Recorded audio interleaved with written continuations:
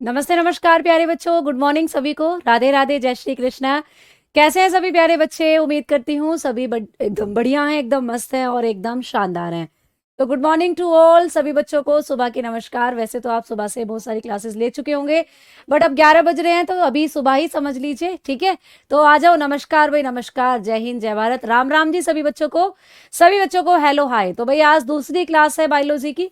पहली क्लास हमारी कल हो चुकी थी जिसमें मैंने आप लोगों को सिलेबस बताया था और आप लोगों को थोड़ी सी बेसिक चीजें बायोलॉजी की पढ़ाई थी कि भाई बायोलॉजी कौन कौन से शब्दों से मिलकर बना है, बायोलॉजी के जो फादर हैं वो कौन है, बायोलॉजी की कितनी शाखाएं हैं, और सिलेबस बॉटनी और जूलॉजी का पूरा आपने सिलेबस लिखा था। आज हम अपनी क्लास को एक पर्टिकुलर टॉपिक के साथ शुरू करने वाले हैं। तो मैंने आपको कहा था पहले हम लोग जूलॉजी को शुरू करेंगे, यानी कि जंतु विज्ञान से पढ़ना शुरू करेंगे। और जंतु विज्ञान में जो सबसे पहला टॉपिक मैंने आपको लिखवाया था वो था मानव तंत्र, ह्यूमन सिस्टम। हम हमारे शरीर के बारे में करने वाले हैं बात, और हम हमारे शरीर के बारे में जो बात करेंगे वो सबसे पहले हम लोग क्या करेंगे, अपनी बॉडी के कंकाल तंत्र यानी स्केलेटल सिस्टम के बारे में हम लोग करेंगे बात, ठीक है? तो भाई आज हमारा जो टॉपिक चलने वाला है वो है स्केलेटल सिस्टम यानी कि कंकाल तंत्र। तो भाई हेडिंग डाल लीजिएगा, स्केलेटन सिस्टम, कंकाल तंत्र। बहुत एक अच्छा सा सिस्टम है हमारी बॉडी का, जिसमें आप लोग आपके शरीर में बनने वाली सारी हड्डियों या आपके शरीर में जो बोन्स होती है उनके बारे में पढ़ोगे, ठीक है भाई? हरियाणा से राम राम। आज मैं लेट हो गई, मैं लेट नहीं हूँ, आज मैं स्टूडियो से क्लास ले रही हूँ। तो स्टूडियो में बार बार क्लास होती है ना, तो जैसे अभी जहां मैं जिस स्टूडियो में क्लास ले रही हूँ इससे पहले यहाँ क्लास चल रही थी, तो सर जैसे अपने टाइम से क्लास छोड़कर गए हैं तो वो 5-6 मिनट क्लास लगाने में लग जाते हैं, इसलिए थोड़ा सा यहाँ लेट हो गई। बाकी मैं घर के स्टूडियो से क्लास लेती हूँ, ठीक है? तो घर के स्टूडियो से क्लास जब ली जाती है तो वहां मैं अकेली होती हूँ, तो क्लास टाइम से शुरू हो जाती है। तो गुड मॉर्निंग, गुड मॉर्निंग, नमस्कार, राधे राधे। तो प्यारे बच्चों आइए बात करते हैं हम लोग हमारे शरीर के कंकाल तंत्र की। अगर हम बात करते हैं कि मैम कंकाल तंत्र जो होता है वो कितने प्रकार का होता है, सबसे पहले हमें ये बताओ कि कंकाल तंत्र कितने प्रकार का होता है। तो कंकाल तंत्र प्यारे बच्चे 2 प्रकार का होता है, ठीक है? कंकाल तंत्र होता है भाई 2 प्रकार का। एक होता है अंतः कंकाल तंत्र, एक है भाई अंतः कंकाल तंत्र, जिसको हम लोग इंग्लिश में बोलते हैं एंडोस्केलेटल, जिसको हम लोग बोलते हैं एंडोस्केलेटल। तो आप लोगों ने नाम सुन रखा होगा अंतः कंकाल तंत्र। जब अंतः होता है तो भैया दूसरा कौन सा होता है? दूसरा होता है बाह्य कंकाल तंत्र, दूसरा है बाह्य कंकाल तंत्र। तो भाई दूसरा जो होता है वो है बाह्य कंकाल तंत्र। तो बाह्य कंकाल तंत्र जो है इसको हम लोग बोलते हैं एक्सोस्केलेटल, एक्सोस्केलेटल के नाम से ये जाना जाता है। अब मैम दोनों में अंतर क्या है, बाह्य और अंतः कंकाल तंत्र दोनों में अंतर क्या है? तो प्यारे बच्चे अंतः कंकाल तंत्र जो होता है ये शरीर के आंतरिक हिस्सों को बनाता है, शरीर के आंतरिक हिस्सों को बनाने का काम करता है, ठीक है? शरीर के आंतरिक भाग बनाता है प्यारे बच्चे, यानी कि आपके शरीर के अंदर पाया जाता है या शरीर के आंतरिक भाग बनाता है। इनर जिसको आप बोलते हो, इनर पार्ट्स में प्रेजेंट रहता है बॉडी के, जो आपकी बॉडी के इनर पार्ट्स होते हैं वहां ये प्रेजेंट रहता है। अब इसके उदाहरण क्या क्या हो सकते हैं मैडम जी? जब ये हमारे शरीर के आंतरिक भाग बनाता है तो अंतः कंकाल तंत्र का एग्जाम्पल जब भी आपको पूछे कि भाई हमारे शरीर में कौन कौन सी ऐसे भाग हैं, कौन कौन से ऐसे शरीर के पार्ट हैं जो अंतः कंकाल तंत्र में आते हैं, तो आप बताना आपके शरीर की हड्डियां प्यारे बच्चे, हड्डियां। तो मेनली हम लोग पढ़ेंगे हड्डियों के बारे में इस सिस्टम के अंदर, लेकिन अंतः कंकाल तंत्र का भाग होती हैं हड्डियां, ये भी आपको अच्छे से पता होना चाहिए। भाई कंकाल तंत्र 2 तरीके का है, एक है अंतः कंकाल तंत्र, एक है बाह्य कंकाल तंत्र। आपको पूछ ले कि हड्डियां जो है हमारे शरीर की हड्डियां किस कंकाल तंत्र का भाग है, तो आप बताना अंतः कंकाल तंत्र का भाग होती हैं हड्डियां। क्योंकि हड्डी कोई तुम्हें बाहर नजर आ रही है क्या, ये बताओ? हड्डी तो अंदर है शरीर के, तो ये आंतरिक भागों को बनाता है। तो दैट्स मीन आपके शरीर के अंदर जो हड्डियां हैं वो आपके अंतः कंकाल तंत्र का भाग होती हैं। तो कभी भी आप लोगों को ये पूछेगा कि अंतः कंकाल तंत्र का भाग इनमें से कौन सा नहीं है, ऐसे करके प्रश्न आएगा, इनमें से कौन सा एक अंतः कंकाल तंत्र का भाग नहीं है? तो ऑप्शन दे देगा नाखून, ऑप्शन दे देगा खाल, ऑप्शन दे देगा बाल, ऑप्शन दे देगा हड्डियां। तो भाई आपके नाखून, आपके बाल, आपके खाल, ये सब बाह्य कंकाल तंत्र का भाग होती हैं और हड्डियां अंतः का भाग होती हैं। तो ये बात आपको याद करनी है कि हमारी हड्डियां और प्यारे बच्चे उपास्थि, हड्डियां और उपास्थि, उपास्थि को बोलते हैं कॉर्टिलेज। तो ये दोनों एग्जाम्पल होते हैं किसका? ये दोनों एग्जाम्पल होते हैं हमारे अंतः कंकाल तंत्र का। क्लियर? अब मैम बाह्य कंकाल तंत्र क्या होता है? तो ये बाह्य भागों में पाया जाता है, ये हमारे शरीर के बाह्य भागों में पाया जाता है भाई, बाह्य भागों को बनाता है, ये बाह्य भागों को बनाता है। तो बाह्य कंकाल तंत्र क्या काम करता है? बाह्य भागों को बनाता है, ठीक है, आउटर पार्ट्स बनाता है आपके शरीर के, आउटर पार्ट्स। अब मैम आउटर पार्ट्स कौन कौन से हैं? ऐसे हिस्से आपके शरीर के जो आपके शरीर के बाहर है, बताना जल्दी से कौन कौन से आपके शरीर के हिस्से हैं, ठीक है। अच्छा मैम क्लास स्टार्ट करने से पिछली क्लास के क्वेश्चंस पूछ लिया करो, अभी पूछूंगी मैं तुमसे धीरे धीरे। उपास्थि क्या है? एक बच्चा पूछ रहा है, बेटा अभी पढ़ाऊंगी। ये जो आपके कान है ना, ये जो आपके कान है, ये जिस पदार्थ जिस प्रोडक्ट के बने हुए हैं, ये वाली जो चीज है यहाँ पर, जो आप फ्लेक्सिबल ऐसे मोड़ भी रहे हो और भैया ये टूट भी नहीं रही, अगर ये हड्डी होती तो टूट जाती, तो ये कॉर्टिलेज है। आपकी नाक ऐसे करके अपनी नाक को हिलाओ तो आपकी नाक डांस कर रही है ना, तो यहाँ पर ये कॉर्टिलेज है। आपके गले के अंदर जो आपकी सांस नली है उसमें भी बीच बीच में ऐसे कॉर्टिलेज, आपकी पसलियों में कॉर्टिलेज है। तो अब ये सारी चीजें दिखाऊंगी। तो आपके शरीर में हड्डियां जो कि बहुत सॉलिड होती हैं, हड्डियां तो सबको पता है, ये हड्डियां अंदर जो चुभती हैं बड़ी ज्यादा सॉलिड है।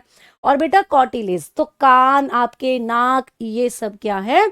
कॉर्टिलेज की बनी हुई है, ठीक है, समझ में आ गई बात? अच्छा जी भानु प्रताप जी, बिल्कुल। आगे बात करें अब, तो एक बार फिर से सुनेंगे सभी बच्चे।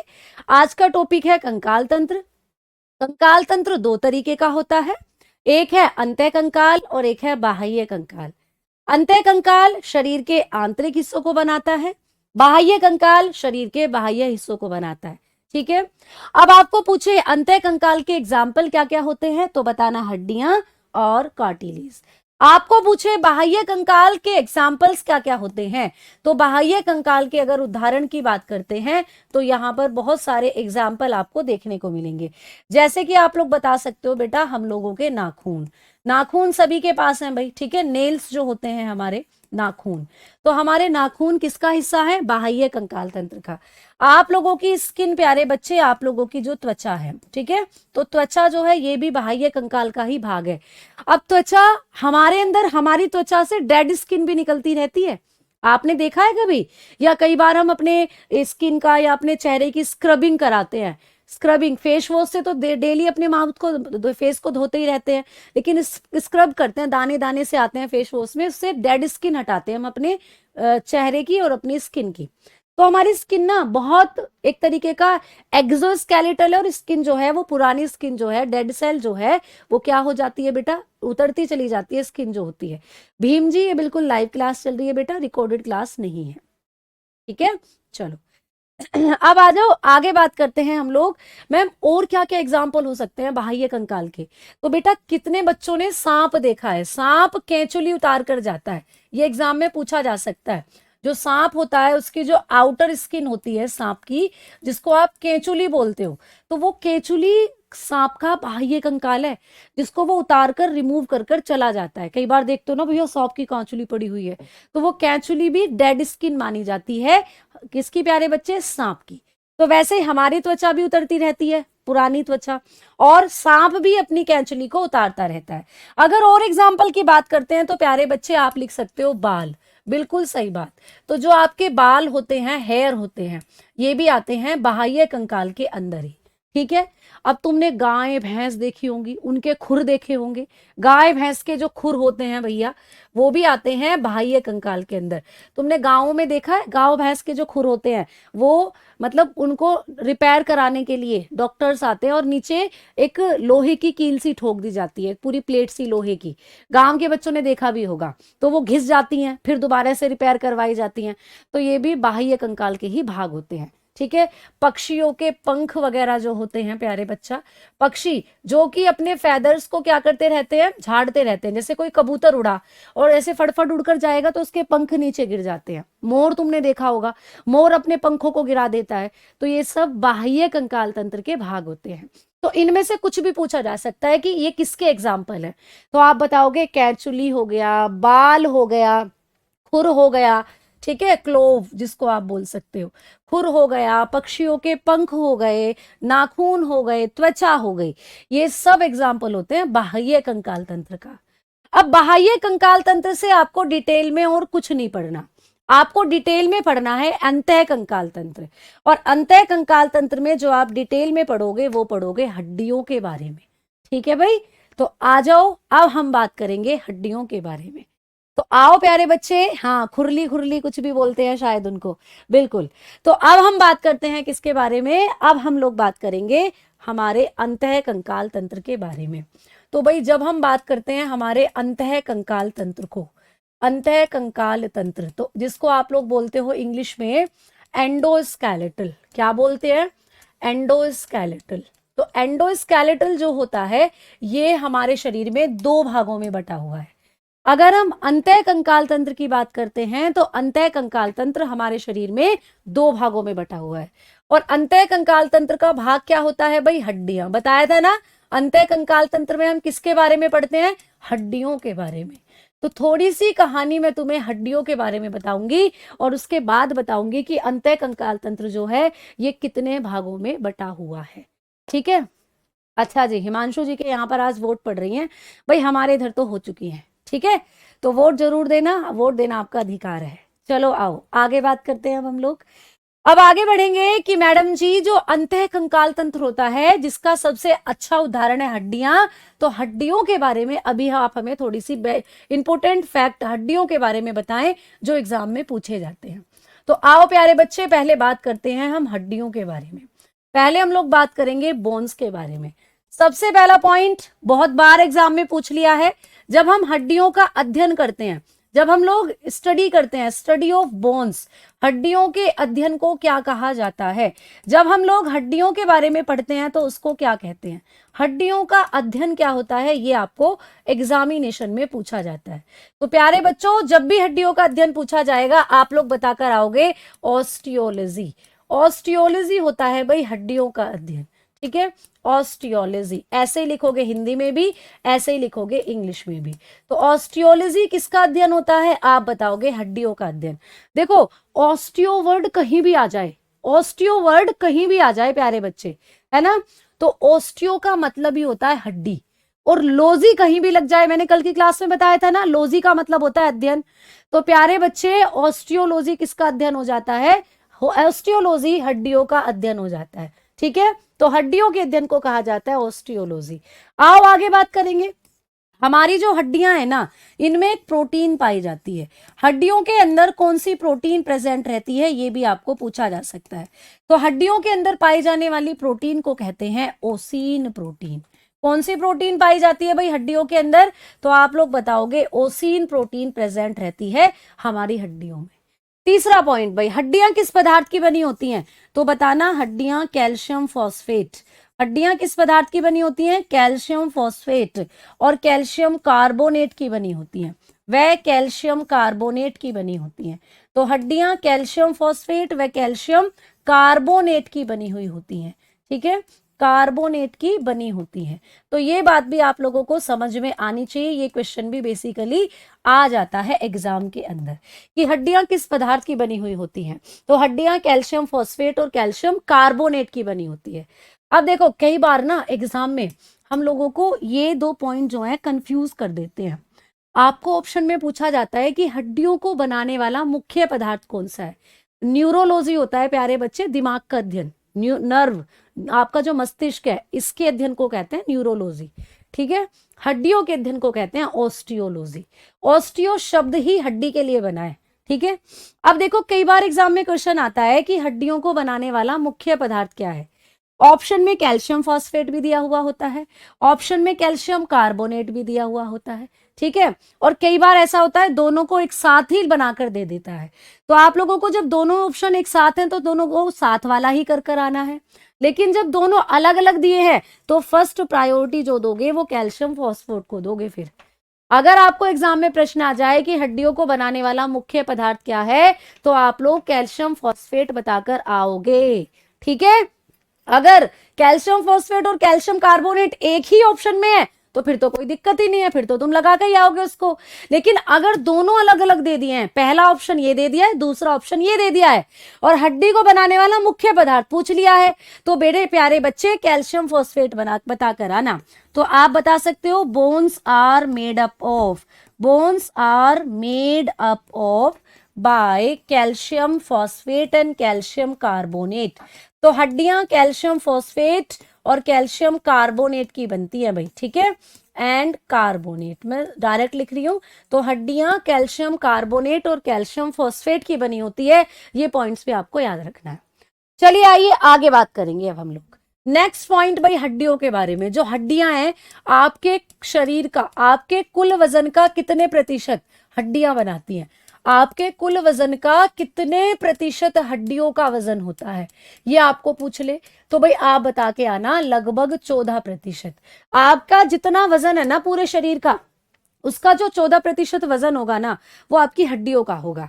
तो टोटल बॉडी वेट का, आपके शरीर में जो आपका टोटल बॉडी वेट है उसका कितने प्रतिशत, टोटल बॉडी वेट का कितने प्रतिशत बोन वेट होता है आपके शरीर में, ये पूछेगा।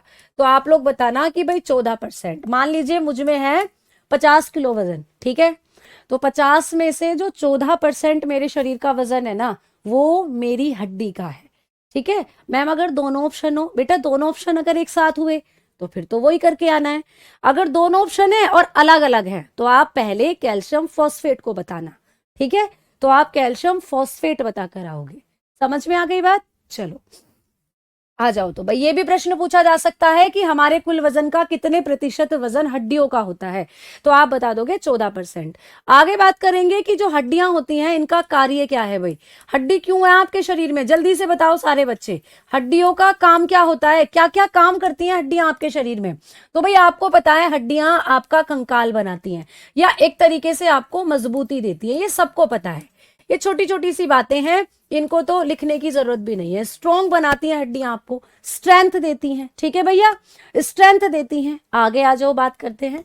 आगे बात करेंगे कि मैम दूसरा काम क्या है हड्डियों का, तो बेटा सबसे इंपॉर्टेंट काम हड्डियों का है, हड्डियों में रुधिर निर्माण का कार्य होता है, ये पूछा जाता है।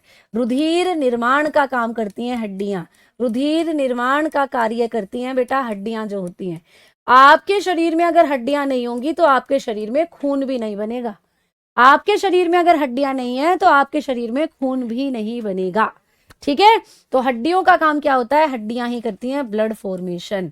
तो हड्डियों में ही होता है रुधिर का निर्माण। ये मेन पॉइंट है, ये आपको एग्जाम में पूछा जा सकता है कि शरीर में रुधिर निर्माण की क्रिया कहाँ होती है, तो बताओगे हड्डियों में। और हड्डियों में भी कहाँ भैया, हड्डियों के अंदर पाया जाता है बोन मैरो। देखो मान लो ये हड्डी है भाई, ये हड्डी है, ऐसे से ही सबकी नजरों में हड्डियां होती हैं, ये हड्डी है।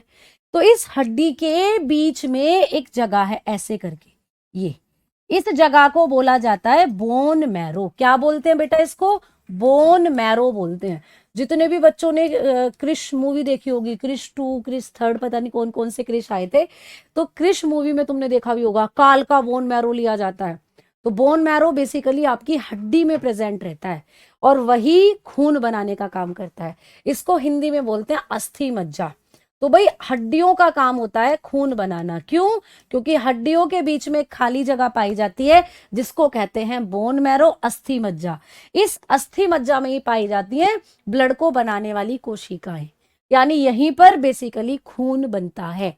समझ में आ गई बात? एक बच्चे बोल रहे हैं प्रवीण मिश्रा जी कि मैम धीरे धीरे पढ़ाएं। बेटा मेरे हिसाब से तो मैं आराम से पढ़ा रही हूँ, धीरे धीरे ही पढ़ा रही हूँ, ठीक है। बाकी और धीरे धीरे कर देंगे, कोई दिक्कत नहीं है, ठीक है। मैम वो कैसा होता है, बिना बोन्स के ब्लड का निर्माण नहीं होता। नहीं बेटा, आपके शरीर में जो हड्डियां है ना, आपकी लंबी लंबी हड्डियां, शरीर के अंदर सभी हड्डियां नहीं बनाती हैं खून, केवल जो लंबी हड्डियां हैं, जैसे हाथों की हड्डियां लंबी हैं, पैरों की हड्डियां लंबी है, आपकी रीढ़ की हड्डी है, ये यहाँ पर, यहाँ होता है मेन बोन मैरो, जो रीढ़ की हड्डी होती है। तो प्यारे बच्चे, यहाँ पर आप लोगों का क्या होगा, रिंकू फर्स्ट टाइम बायोलॉजी पढ़ रहे हैं तो बेटा बिल्कुल धीरे धीरे आपको पढ़ाएंगे, बिल्कुल अच्छे से समझ में आएंगी चीजें, ठीक है। मैडम हड्डी ना हो तो अगर दिल पे कितने कुछ मार दिया तो दिल फट जाएगा। बेटा हाँ, बिल्कुल ऐसा भी बोल सकते हो। तो आपकी पसलियां हैं, पसलियों के अंदर बैठा हुआ है आपका दिल, तो अंगों को प्रोटेक्ट करने का काम भी करती हैं हड्डियां, ये भी बिल्कुल सही बात है, ठीक है। चलो, तो मेनली आपको याद रखना है हड्डियों में ही बनता है भाई खून। और खून कहाँ बनता है, कौन सी जगह है वो जहां हड्डियों में खून बनेगा, बोन मैरो में, अस्थि मज्जा में, ठीक है। समझ में आ गई बात। चलो अब आगे बढ़ते हैं मैम। अब हमें ये बताइए कि हड्डियों की संख्या कितनी होती है, हड्डियों की संख्या तो बता दो, हड्डियां कितनी होती हैं हमारे शरीर में, हड्डियों का नंबर कितना होता है। तो हड्डियों की संख्या सबके शरीर में अलग अलग होती है ही मैडम जी, अलग अलग होती है। इसका मतलब तुम्हारे शरीर में अलग हड्डियां हैं और हमारे शरीर में अलग हड्डियां हैं, ऐसे होगा क्या? तो ऐसा नहीं प्यारे बच्चे, ठीक है, ऐसा नहीं है।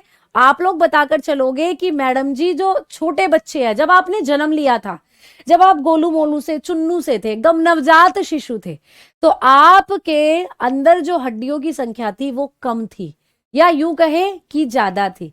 क्या थी, जल्दी बताओ सभी प्यारे बच्चे। तो आ जाओ बेटा, वही आपको पूछा जाता है एग्जाम में। आपको एग्जाम में क्वेश्चन आएगा कि एक नवजात शिशु जो होता है, नवजात शिशु, न्यू बोर्न बेबी, ऐसा बच्चा जो अभी अभी जन्म लिया है जिस बच्चे ने, तो उसके शरीर में जो हड्डियों की संख्या होती है वो होती है 300, लगभग 300। समझ में आ गई बात, क्लियर। अब आ जाओ, अब आगे बात करते हैं कि मैम नवजात शिशु के बारे में तो बात कर ली, अब हम थोड़े से बड़े हो गए भैया, 10-12 साल के हम बच्चे बन गए, अब हम बन गए चिल्ड्रन। तो जब हम बच्चे हैं, जब हम चिल्ड्रन हैं, तो तब हमारे शरीर में हड्डियों की संख्या कितनी है?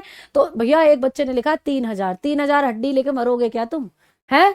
3000 हड्डी हड्डी रहेगी, फिर तो सब निकाल दो शरीर से। 300 है बेटा, 3000 नहीं है, ठीक है। चलो आओ आगे बात करो। जब तुम बच्चे हो तो बच्चों के शरीर में जो हड्डियों की संख्या होती है वो 270 से 280 के आसपास हो सकती है। तो देखो संख्या घटती जा रही है।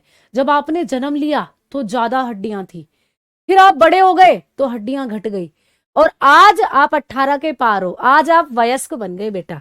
तो वयस्कों में हड्डियों की संख्या कितनी होती है ये आपको पूछ ले। अब आप बन गए वयस्क भाई, एडल्ट हो गए अब आप लोग। तो एडल्ट जो होते हैं इनमें हड्डियों की संख्या कितनी होती है? तो जो अडल्ट होते हैं इनमें होती है हड्डियों की संख्या 206। तो मैडम जी एक जादू सा हो रहा है। जादू क्या है?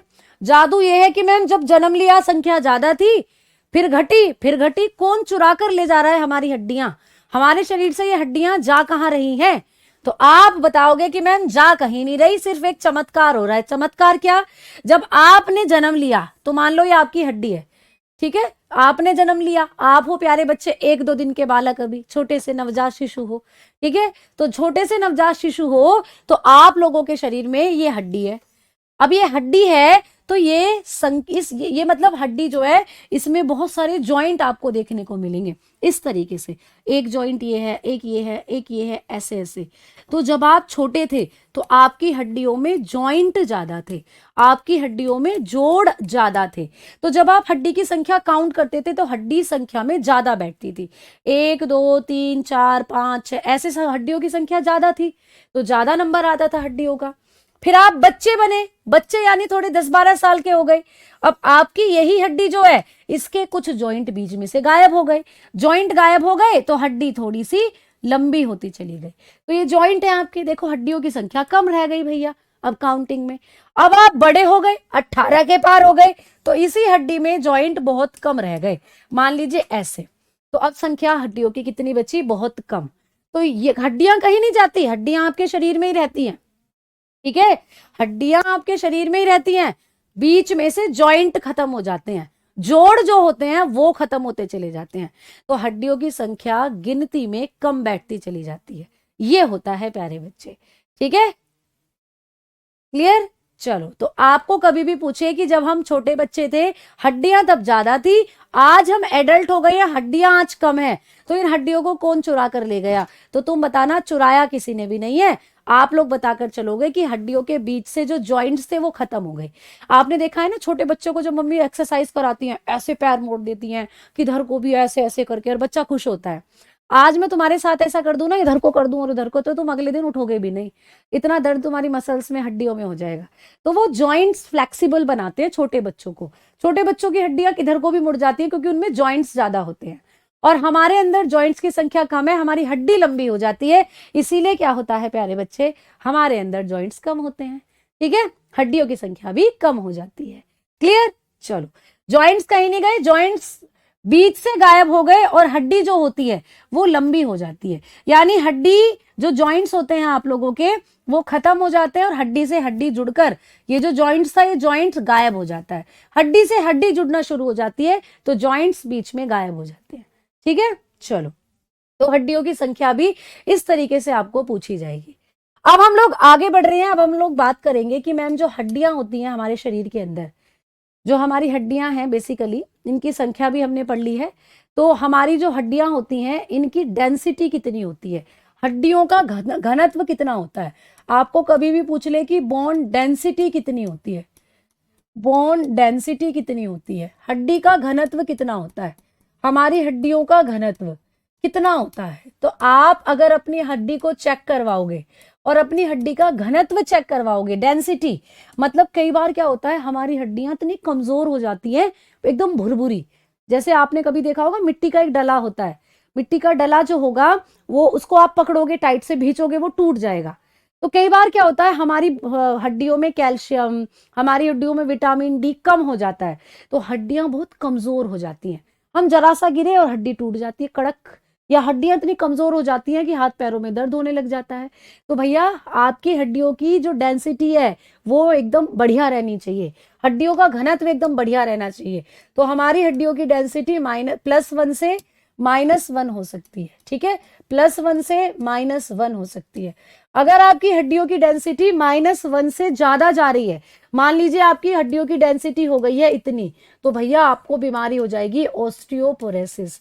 ऑस्टियोपोरोसिस हो जाएगा फिर हमें, ऑस्टियोपोरोसिस, अस्थि शीर्णता बोलते हैं जिसको, अस्थि शीर्णता, यानी हड्डियां इतनी कमजोर हो जाएंगी कि आपकी हड्डियों में दर्द होने लग जाएगा, और जरा सा फिसल कर गिरे आप और हड्डी कड़क टूट जाएगी। बूढ़े लोगों में ऐसे ही तो होता है, बूढ़े लोग कहीं भी गिर जाए हल्का सा फिसल कर, उनकी हड्डी सबसे पहले टूटती है। लेकिन हम जवानों के अंदर क्या है कि हमारी हड्डियां थोड़ी अभी मजबूत हैं, क्योंकि अभी हमारी हड्डियों में कैल्शियम और फास्फोरस और विटामिन डी की मात्रा काफी अच्छी है। तो अच्छे से खाएं, पनीर, दूध पिएं, कैल्शियम का सोर्सेज ले, सुबह सुबह धूप में जरूर बैठें 10-15 मिनट, हड्डियों को विटामिन डी मिलेगा, जिससे हड्डियां क्या होंगी आपकी, मजबूत हो जाएंगी। ठीक है, समझ में आ गई बात? सर्कस में जो लोग होते हैं वो प्रैक्टिस से अपने आप को परफेक्ट बनाते हैं, तो वो बचपन से ही इस बैकग्राउंड में होते हैं, तो बड़े होते होते उनकी जो बॉडी है वो इस चीज को अपने अंदर, या उनकी आदत में आ जाती हैं सारी चीजें। तो इसीलिए वो सर्कस वाले जो लोग हैं वो अपनी हड्डियों को इधर उधर मोड़ तरोड़ सकते हैं।